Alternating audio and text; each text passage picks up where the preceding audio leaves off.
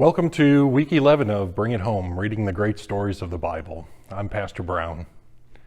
This week we have 3 readings from the book of 2 Kings and also readings from the books of Jeremiah and Ezekiel. Our first reading this week is King Hezekiah Prays from 2 Kings chapters 18 and 19.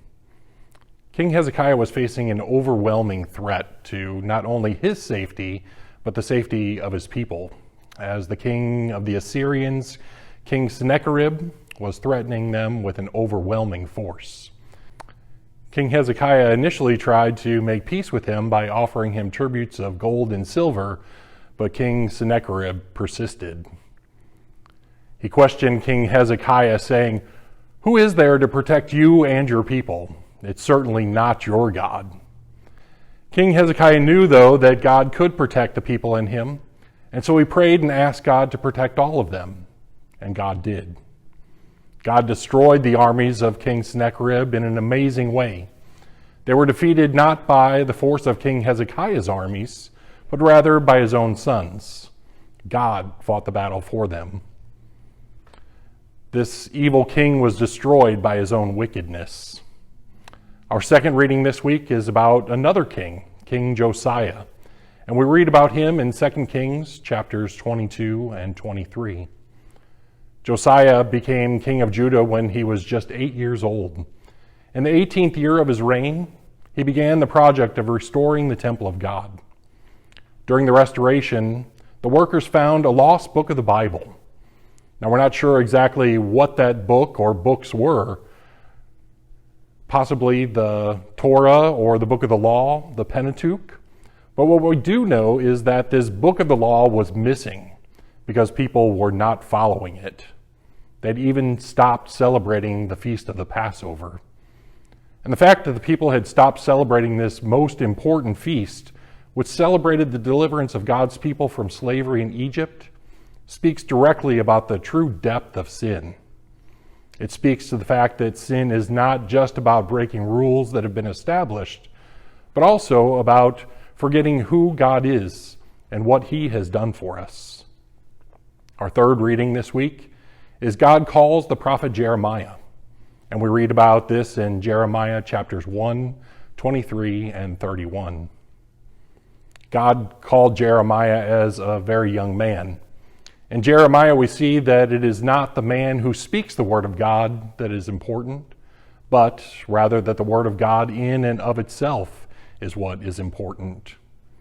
We also find in Jeremiah that this word of God that Jeremiah speaks is a hard word, a word spoken to God's people, the same ones that have departed in their rebellion from God regarding their impending exile. And like any hard message, the people who hear it don't want to hear it. And this word of God that Jeremiah speaks drives the people to want to kill Jeremiah. He had been given this difficult task to speak warning to the people, and in return receives hatred from them. But along with those words of warning from God, Jeremiah also has words of grace and mercy from God as well. They are a reminder that even though the days are going to get darker for the people, God will always continue in his faithfulness to the people. Our fourth reading this week is Israel and Judah in exile. And we return again to 2 Kings chapters 17, 24, and 25. Here we read of the exile actually happening, both in the kingdom of Israel and the kingdom of Judah, just as God had said through the prophet. When this exile takes place, the temple which Solomon had built is destroyed. And with the destruction of the temple, we see, if you will, the end of an era, the end of the kingdom that God had built through his servant David. And with the end of both the kingdom and the end of the temple, we wait to see the fulfillment of the promise of a king in the line of David who will sit on the throne forever. And we wait for the fulfillment of the promise of the temple where God dwells with his people. From this time forward, through God's words spoken by the prophets, the emphasis is continually on the one who will come, who will be the son of David, who will restore the temple, the one who will bring redemption to the people and establish God's throne here on earth. Our fifth reading and final reading for this week, God's promise to the exiles, can be found in the book of Ezekiel, chapters 8 and 36.